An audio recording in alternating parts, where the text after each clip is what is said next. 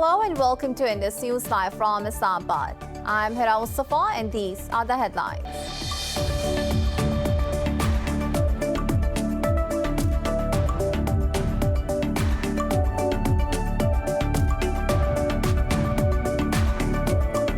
Indian troops have martyred 2 more civilians in occupied Jammu and Kashmir's Pulwama district.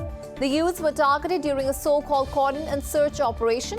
The latest killings comes a day after EU lawmakers voiced concern over rising human rights violations in the occupied valley.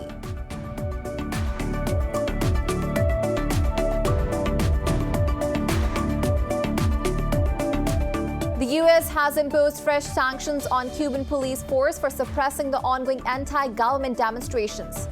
Talking to reporters at the White House, President Joe Biden warned of additional punitive measures unless Havana undergoes drastic changes. He said Washington is taking concerted action to bolster the cause of the Cuban people.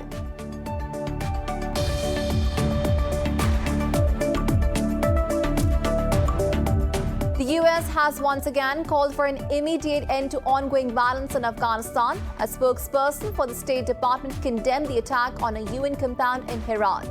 At least 1 guard was killed and multiple others injured in the attack.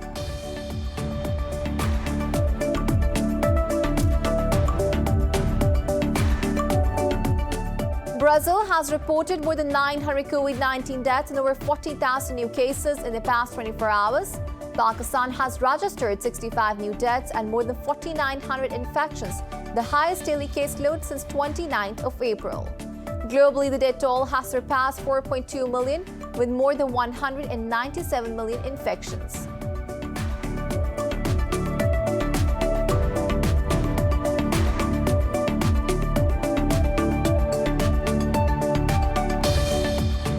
And in the Tokyo Olympics, China is leading with 20 gold medals, while Japan follows in second with 17 and the US is on third with 16.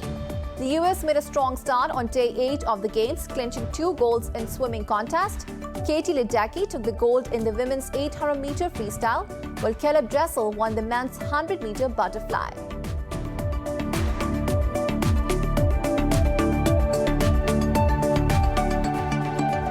Well, those were the headlines. News in detail coming after the short break. Stay with us.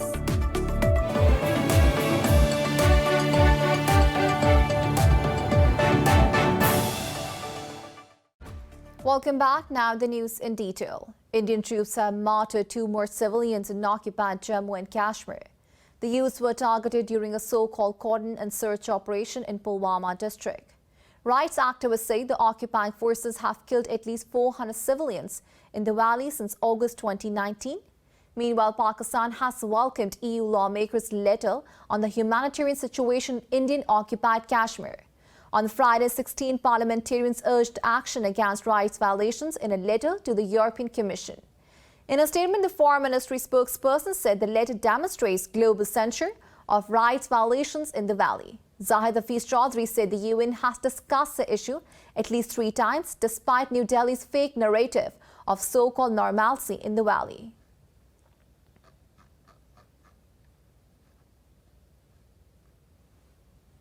For more on this, we have Barrister Taimur Malik, international law expert on Kashmir issues from Dubai. Sir, thank you for your time. Mr. Malik, Indian troops have martyred 2 more civilians in occupied Jammu and Kashmir today. What does India want to gain by killing innocent Kashmiris? It is very unfortunate that these events and incidences continue to take place in the IIOJK. And this is clearly a reflection of India's desire to quell dissent in the local population in Kashmir, and especially as it heads towards the 2nd anniversary of the 5th August changes that it made unilaterally in relation to IIOJK. It wants to ensure that there are no protests in the valley. Right, Mr. Malik, the EU lawmakers have voiced concern over rising human rights violations in occupied Jammu and Kashmir. Do you think just raising concerns is enough to stop Indian brutalities in the valley? It certainly isn't enough. We have had examples of Genocide Watch stating that there are enough early signs of a genocide taking place in the illegally Indian-occupied Jammu and Kashmir, as well as the reports by Human Rights Watch and other organizations. The international lawmakers and policymakers need to consider sanctions on India for this to be taken seriously. Merely raising concerns at their meetings is insufficient at this stage. India has been constantly violating international law and various United Nations resolutions in relation to Kashmir in the last few decades now. Mr. Malik, Kashmir is to mark second year of the worst siege by the Indian military on 5th of August. What does international law say about Indian siege? Under international law, a siege can be said to have taken place if there's a certain type of isolation of the local population and the territory. There are three types of isolation: physical, psychological, and electronic siege. And in this case, we can say that all three elements exist, and therefore the population and the territory is under siege. The other thing, from an international law point of view, we should say that it's an illegally occupied territory, and under international law, an occupation is a question of fact. Therefore, it doesn't depend that the existence of an occupation is voiced as such by the occupying power or not. It merely requires the situation to meet defined factual criteria in order for it to be classified as an occupation. And therefore, the current situation in IIOJK is an example where there's an occupation by an occupying force. The territory is not Indian territory. There is a hostile army, and India exercises complete authority and effective control over this territory, meeting the criteria for an occupation to be in place. It's an unfortunate situation. The result of all these actions and the 5th August 2019 actions, unilateral actions by India, is primarily to ensure certain demographic changes in the population, which could work to India's benefit in the future. And that's something that's also against international law and international norms, and something that the international community should take notice of, and not just by raising concerns, but by actually passing resolutions and perhaps even imposing sanctions in certain respects on India because of this. Taimur Malik, thank you for speaking to Indus News. And now we're moving on. The U.S. has imposed fresh sanctions on the Cuban police force for suppressing the ongoing anti-government demonstrations. Cubans have been protesting shortages of basic goods, curbs on civil liberties, and the handling of the pandemic. Talking to reporters, President Joe Biden warned of additional punitive measures unless Havana undergoes drastic changes. He said Washington is taking concerted action to bolster the cause of the Cuban people.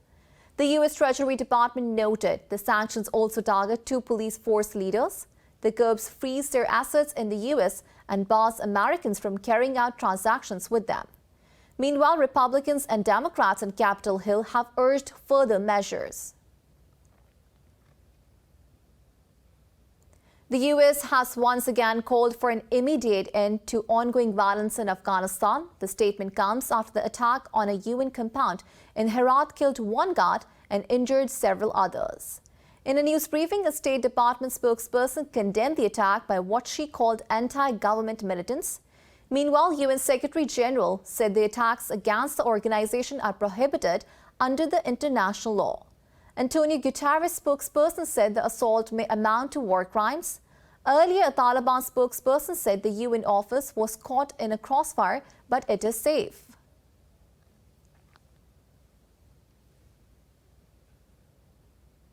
In Pakistan, coronavirus has claimed another 65 lives in the past 24 hours. The Health Ministry says the death tally has reached 23,360. The ministry registered nearly 5,000 cases overnight, the highest daily toll since the 29th of April. The authorities said the positivity rate of infections has jumped to a whopping 8.46%. There are over 66,000 active cases, while nearly 3,200 people are in critical condition. Pakistan has so far reported over 1,029,000 cases and more than 940,000 recoveries.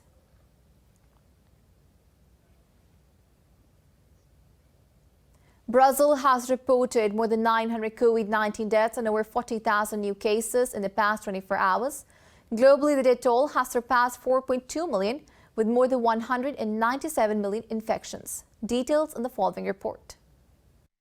The World Health Organization says the hard-won gains in the fight against COVID are at risk as the highly transmissible Delta variant spreads. It said infections increased by 80% over the past 4 weeks in most regions of the world, while deaths in Africa have also risen by 80% over the same period. Meanwhile, a study in the US has found that people who get COVID-19 after vaccinations carry the same amount of the virus as those who are unvaccinated. The US has ramped up efforts to get people vaccinated in the face of a Delta variant-fueled surge. President Joe Biden said more guidelines and more restrictions should be expected in all probability. However, Chile has announced it has vaccinated 80% of its adult population. Completamos un hito. We have reached a milestone that we set ourselves to reach a vaccination coverage of 80% for people over 18. This means that less than 5 months after starting massive vaccination in Chile, we have reached 80%, only a month after reaching 80% with first doses.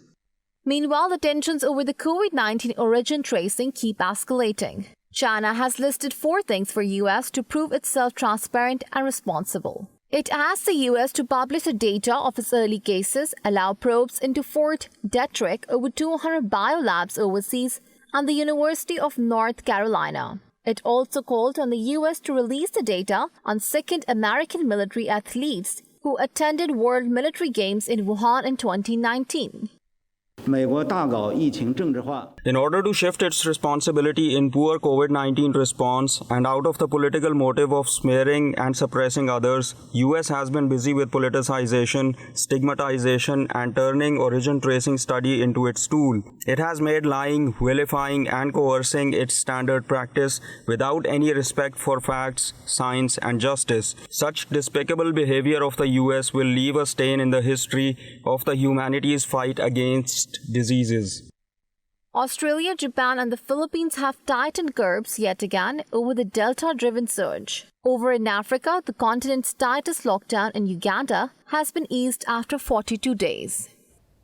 US President Joe Biden says he is hopeful about the Russian-American strategic stability dialogue. He was responding to reporters' queries about the first round of the talks at the White House.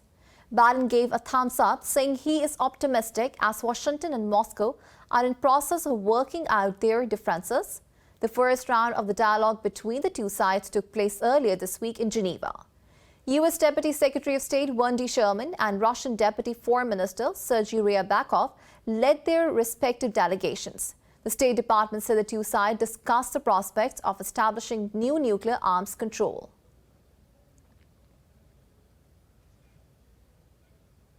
The Arab coalition has thwarted a Houthi drone attack on a Saudi commercial ship.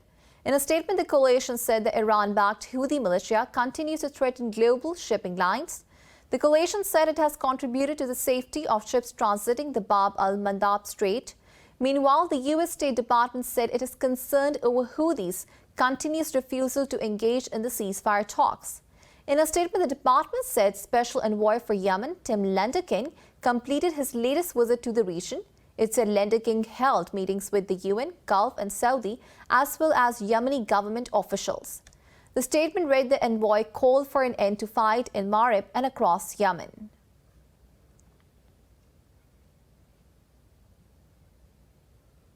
More news stories coming up after the short break. Stay with us.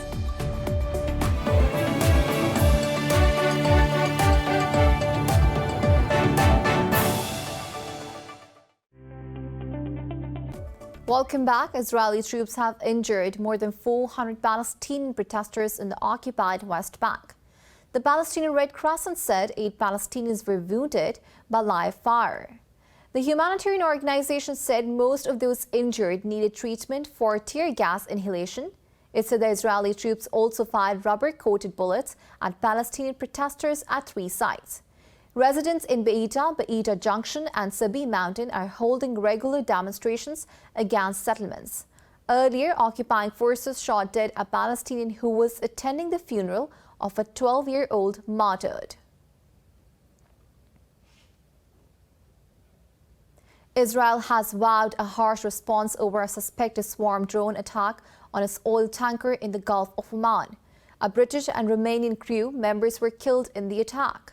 Foreign Minister Yair Lapid said he told Britain's Foreign Secretary of the need for a tough response to the incident. In a statement, he said the world must not be silent in the face of Iranian terrorism. Meanwhile, UK's Defence Ministry said its headquarters in the region are conducting investigations. Iran has not officially responded to the accusations. However, Iran's state media quoted sources as saying that the attack was retaliation for an Israeli raid on Syria. The U.S. State Department says it has approved a multi-billion-dollar defense deal with Israel. The potential sale of 18 heavy-lift helicopters values at up to $3.4 billion. In a statement, the department reaffirmed Washington's commitment to the security of Israel. It said assisting Tel Aviv in developing and maintaining a strong self-defense capability is vital to the U.S. interest. The package includes engines, navigation systems, weaponry, support equipment, spares, and technical support. Lockheed Martin and General Electric are the prime contractors of the deal.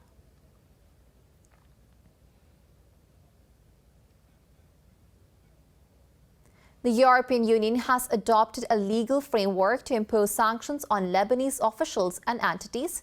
Criteria for curbs would include obstructing efforts to form a government, corruption, financial misdeeds, and human rights abuses.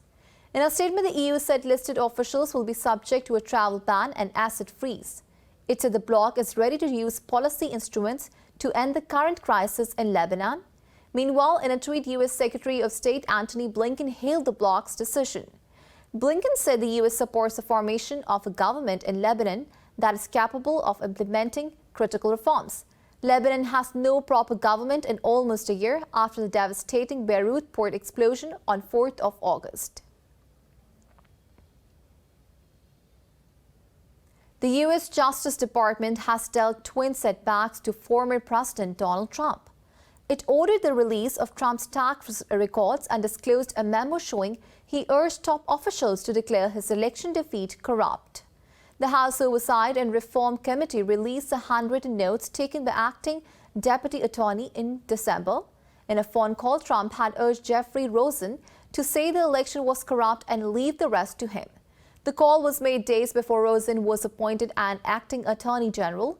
Meanwhile, the Justice Department asked the Internal Revenue Service to hand over Trump's tax returns to Congress. House Speaker Nancy Pelosi welcomed the move, calling it a matter of national security. Turkey says authorities have controlled 57 wildfires while 14 are still burning in the country. Talking to reporters, President Recep Tayyip Erdogan said efforts to contain fires are underway. Erdogan said 45 helicopters with at least 5 planes from Russia and Ukraine were deployed in the effort. He said an investigation into the cause of the blazes continues intensively.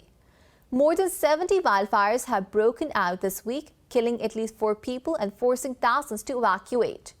Meanwhile, Pakistan's Prime Minister Imran Khan has expressed solidarity with the government and people of Turkey. In a tweet, Khan expressed grief on the loss of lives and offered help to Ankara.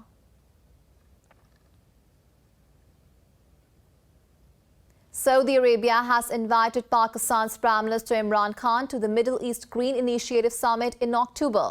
In a statement, the Prime Minister's office said Khan has accepted the invitation. The invitation was formally delivered by the Saudi ambassador Nawaf bin Saeed Ahmed Al Maliki at Khan's office. The PM office said the Saudi initiatives align closely with the Khan's Clean and Green Pakistan and 10 billion tree tsunami projects. It noted the two countries are collaborating closely to develop synergies in their climate change-related strategies. Riyadh aims at cutting carbon emissions by 60% and planting about 50 billion trees.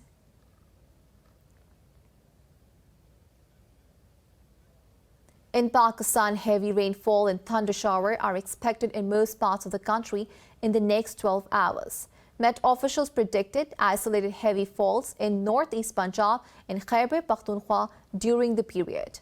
KP authorities say the rains can cause urban floods in Peshawar and landsliding in upper parts and hilly areas. For the capital, Islamabad, the federal government has sought the support of army troops and navy divers. The government says it took the decision in wake of expected floods in the Koring and Sohan rivers due to heavy rains. The Met Department forecasts possible rain in several cities of Indian-occupied Jammu and Kashmir.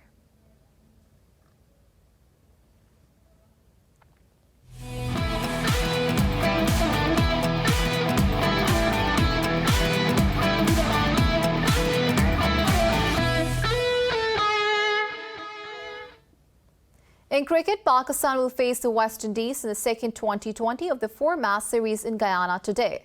Earlier, the first match ended without a result due to rain. It was first reduced to 9 overs per side, in which the host managed to score 85 for the loss of 5 wickets. Skipper Kiran Pollard was their high scorer with unbeaten 22 runs off 9 balls.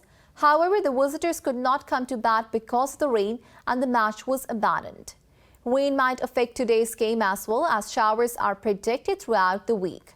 The pitch in Guyana is more suited to the bowlers, with an average score of under 140 in the last 7 T20s.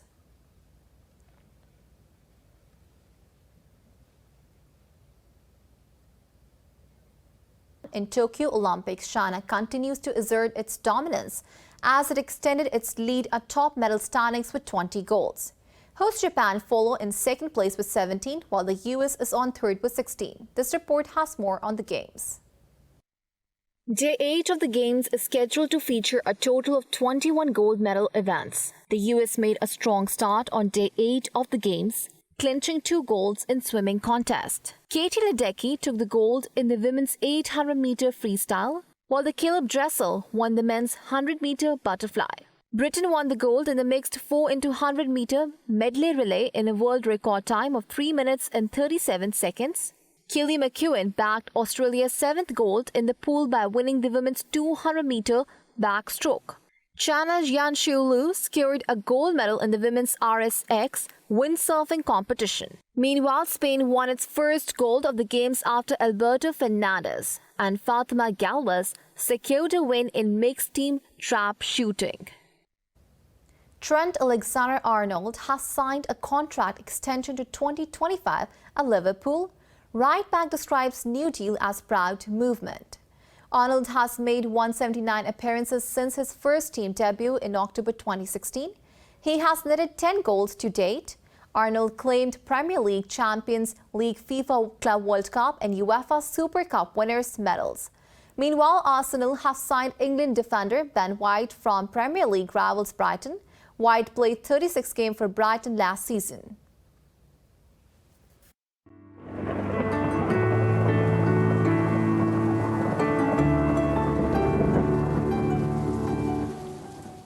Now it's time to have a look at the weather update across the globe.